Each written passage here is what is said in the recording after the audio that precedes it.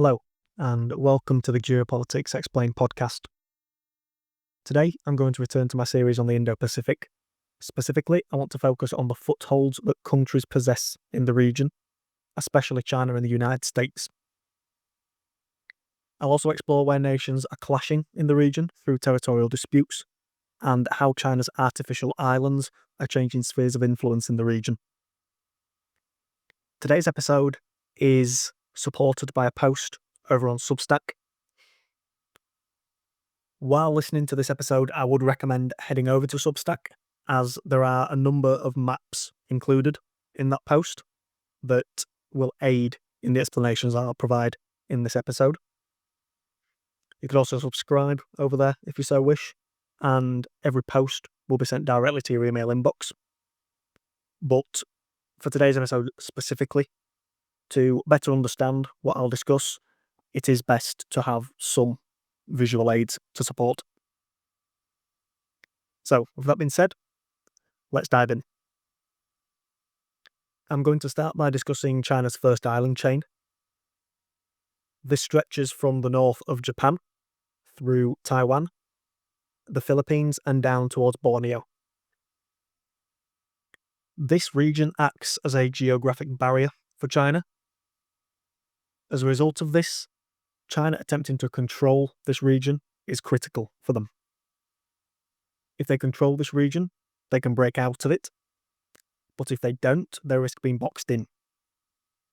Taiwan is also a critical part of this chain, because Taiwan sits in the middle of this chain, and beyond it is the Central Pacific.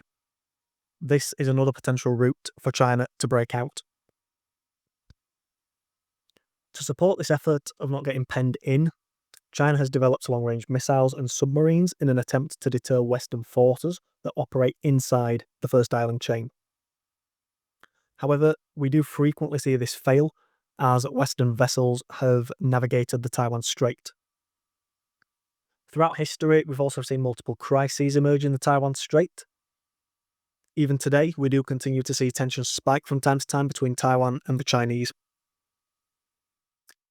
China also aims to expand its influence in the region through the creation of artificial islands.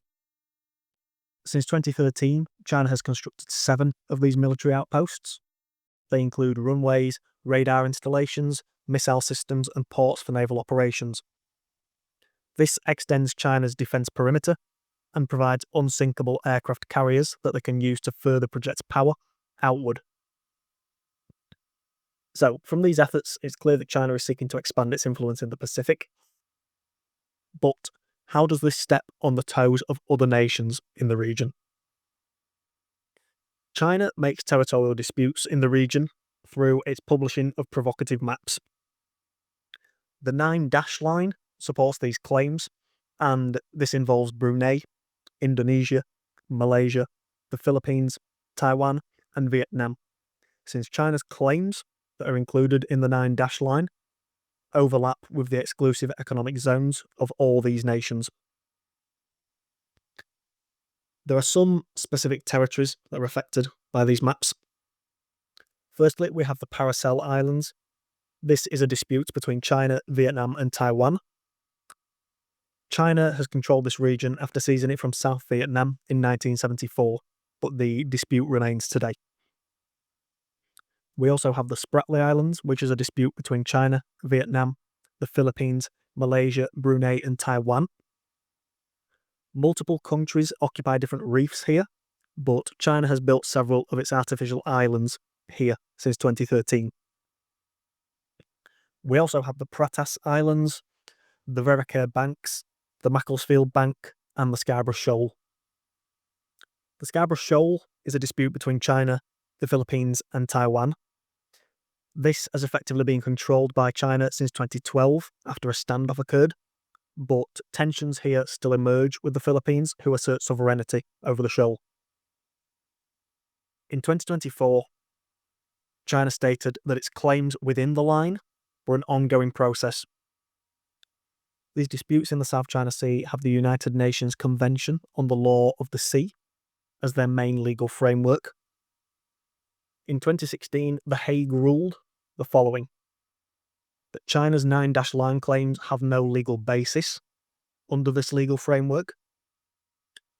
Secondly, that features such as reefs and rocks can't generate exclusive economic zones.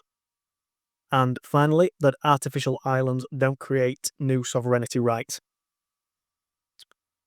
China rejected this ruling and continues to operate under its 9-line beliefs.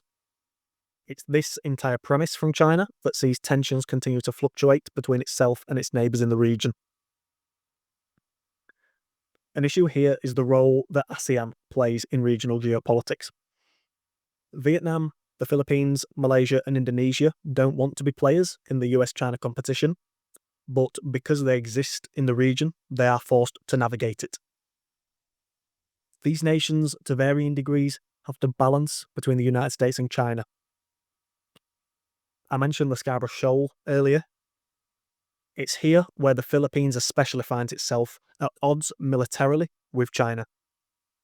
In the last few years, Chinese vessels have used rogue strategies such as water hoses and aggressive crashes near the Scarborough Shoal against Filipino naval assets.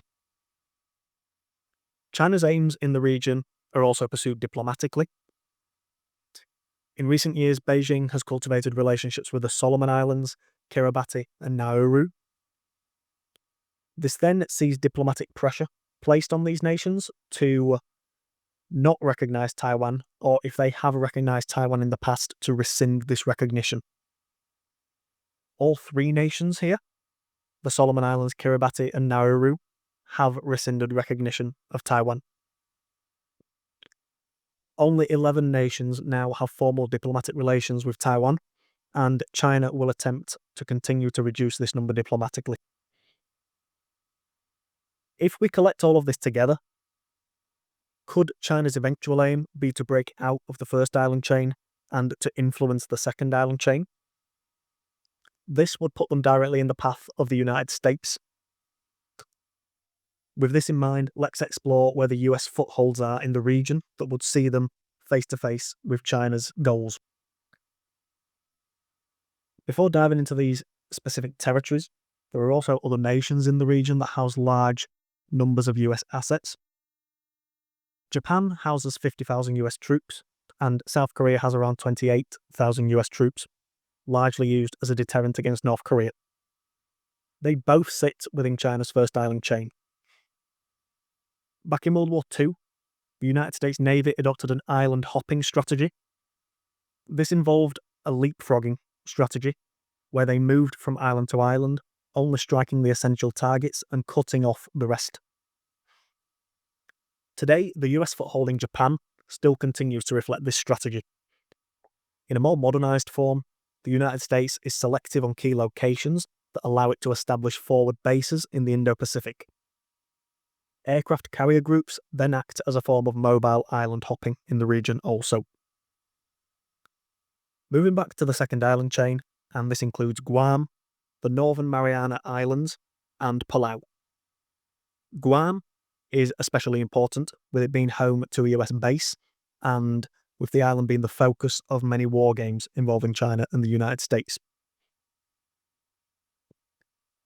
In July 2025, the US Air Force conducted its largest ever combat exercise in Guam. Guam is considered the tip of the spear for the US strategies in the Pacific. The island houses Anderson Air Force Base, Naval Base Guam, and multiple THAAD missile defense systems. This territory is within striking range of China and North Korea. Outside of Guam, agreements with Palau, Micronesia, and the Marshall Islands also give the United States further military basing in the region.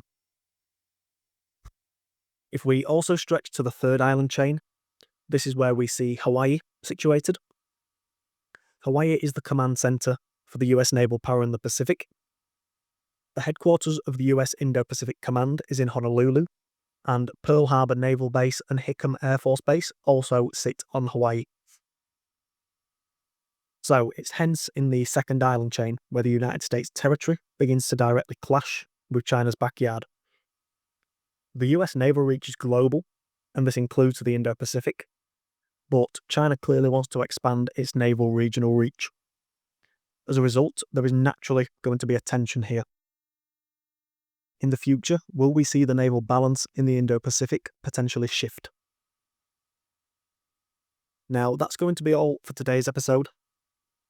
This episode has been rather heavy in background information, but this will set up the next 2 episodes, where I will discuss areas where China's geography is actually a disadvantage, before then finally diving into a topic that has been discussed a lot recently, and that is leverage. Specifically, leverage between the United States and China, and who holds what leverage over the other. As I mentioned in the introduction, this episode is supported by a post over on Substack that includes maps that help to explain the things that I've discussed in this episode. I'll include the link for that post down in the description. That's all for today. If you enjoyed this episode, why not leave a review on the podcast platform of your choice? I've been Dylan. I'll talk to you next time.